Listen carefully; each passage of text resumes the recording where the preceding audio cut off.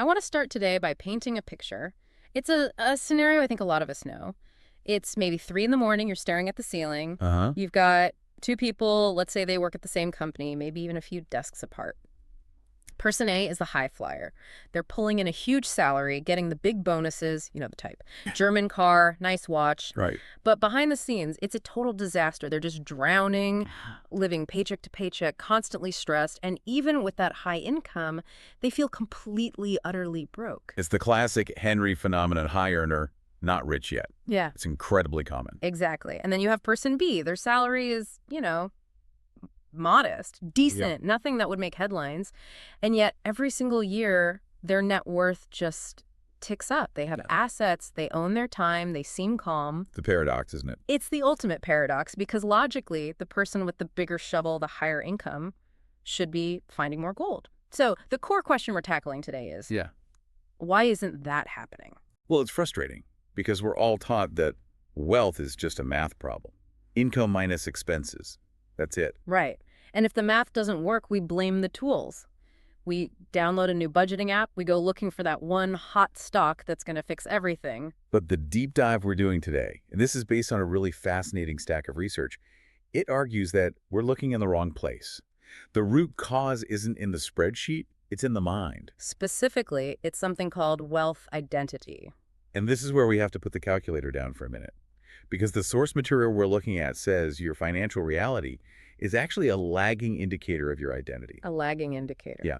Wealth identity isn't about how much you have right now. It's the internal programming, the subconscious story that dictates your financial moves before you even realize you're making them. Okay, internal programming sounds a little bit sci-fi. Are we talking about manifestation?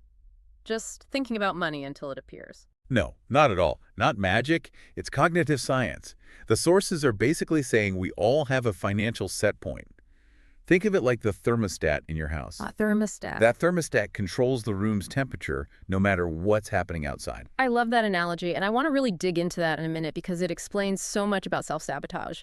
But first, let's just clarify the mission of this deep dive. We're not here to tell people to stop buying lattes, are we? Definitely not. If lattes were the problem, we'd have a lot more rich people.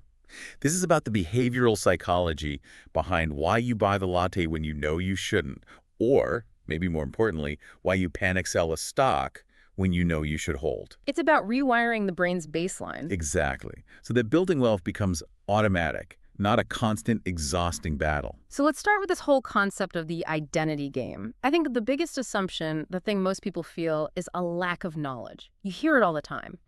If I just knew how the stock market worked, I'd be wealthy. And that's the biggest lie we tell ourselves. I mean, think about it. If knowledge were the answer, librarians and economics professors would be the richest people on the planet, right? That's a good point. They have all the information, Yeah. but they aren't necessarily the wealthiest. The research shows a really crucial insight. Humans don't act on knowledge. We act on who we believe we are. We act on identity. That's a heavy concept. Can you ground that for us? What does that look like? Sure.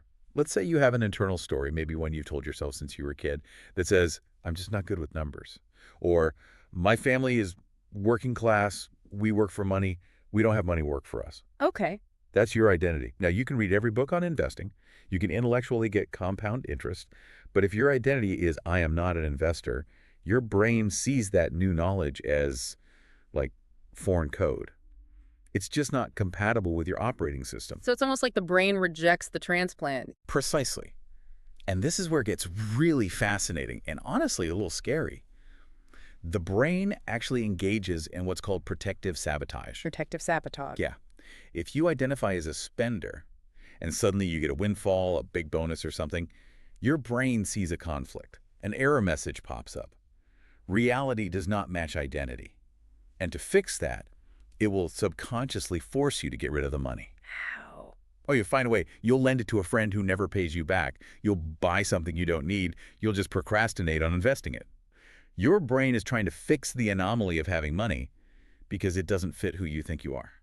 That completely flips the script. We think self-sabotage is just us being lazy or undisciplined. But it's not. The brain's just trying to protect you. Yeah. It's not about stupidity. It's about consistency. Your brain craves consistency. It wants your outside world to match your internal map. And if the map says we struggle, the brain will make sure you struggle just to keep things making sense. This leads us right back to that financial set point you mentioned, the thermostat, the idea that the brain hates change. It hates change. It prioritizes familiarity over optimization. Mhm. I mean, from an evolutionary perspective, for millions of years, safe and familiar meant you stayed alive. And different and unknown meant you got eaten by a tiger. Exactly. So your brain would rather be safe and wrong than rich and uncertain. So walk me through the thermostat analogy again. How does that set point actually work with our bank accounts? Okay, so imagine your internal wealth thermostat is set to, say, 70 degrees. For you, maybe that means having $2,000 in the bank and a steady paycheck. That's your comfort zone. Right. Now, if the temperature in the room drops, you lose your job, a big bill hits, Yeah. the heater kicks on, you hustle, you cut costs, you work overtime, you do whatever it takes to get back to 70 degrees. That makes sense. We all fight to get back to our baseline. But here's the kicker, and this explains our high flyer from the beginning. It works the other way too.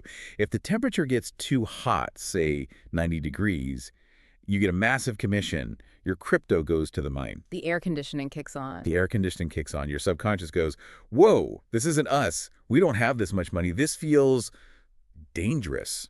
And you'll overspend. You'll make a risky bet. You'll find a way to bleed off that extra value until you are back at your comfortable, familiar 70 degrees. The lottery winner stats always get me with this. I think the sources said something like 70% of lottery winners end up broke within a few years. And we all judge them, don't we? We think, oh, they were just foolish. But really, it's the thermostat.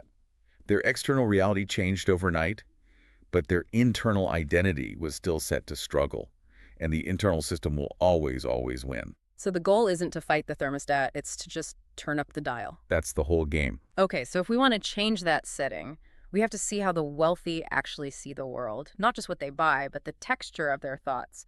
The source material has some really sharp contrasts on this. Yes, this is all about reframing. Huh. Let's take a simple purchase decision.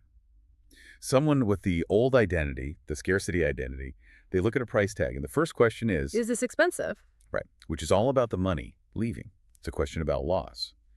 But the wealth identity asks a different question. Which is? Does this create Wow. value? It's a total shift from cost to investment. Value is about return.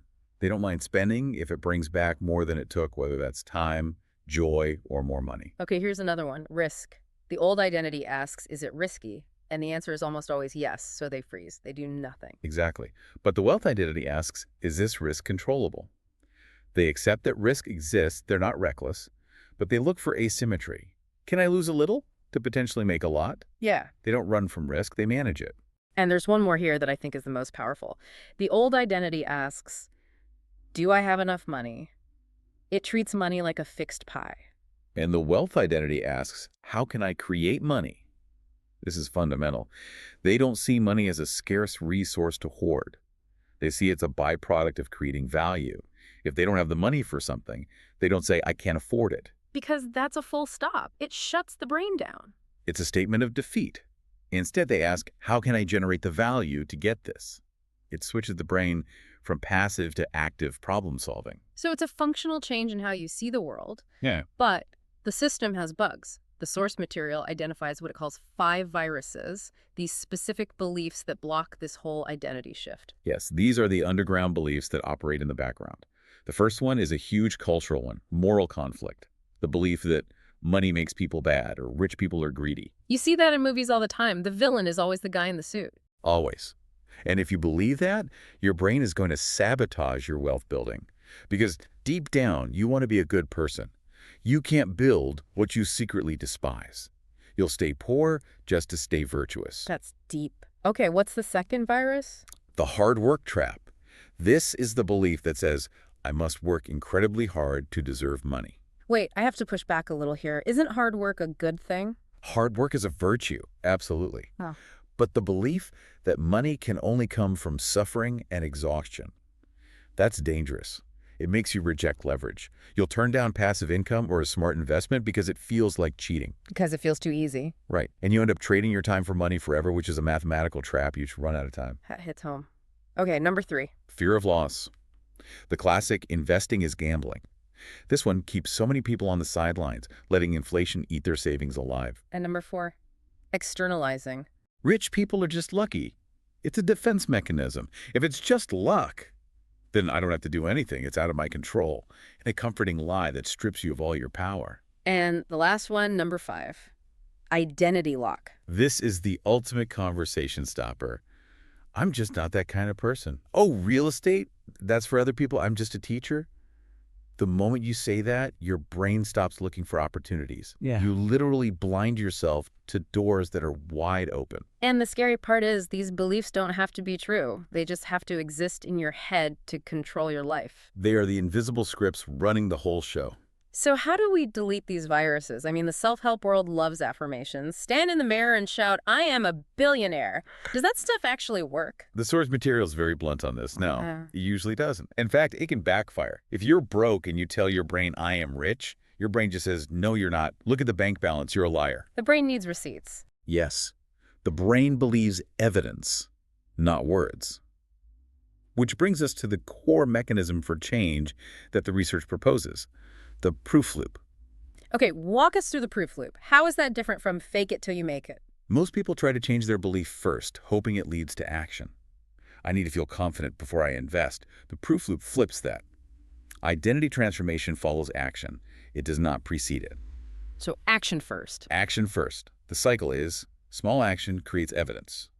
That evidence creates a new belief. The belief fuels a bigger action. And eventually, you have a new identity. Give me a concrete example. Okay. You want to be an investor, but you're terrified.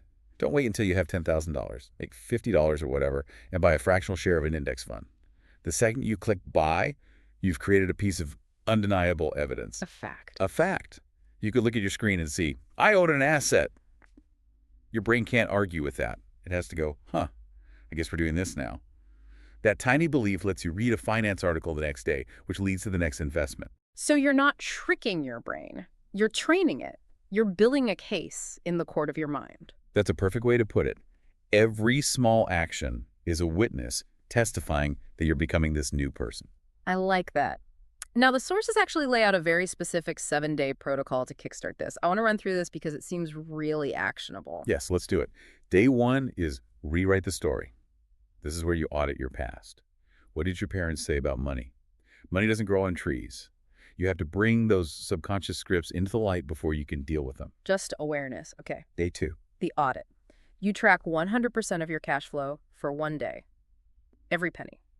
But, and this is the key, no judgment. You're not beating yourself up. You are just observing. The act of observing signals to your brain that you're paying attention. Day 3 is the first move. This is the proof leap in action. You invest a small amount. The goal isn't profit. The goal is to confirm the identity. You're buying the label investor. Got it. Day 4, knowledge input. Spend 30 minutes learning. But specifically, learn about creating value, not just saving. Read about how a business works. Feed that new identity. Day 5, discipline check. This sounds tough. It is, but it's crucial. You intentionally delay a purchase. You see something you want, you have the money, and you put it back. You wait 24 hours.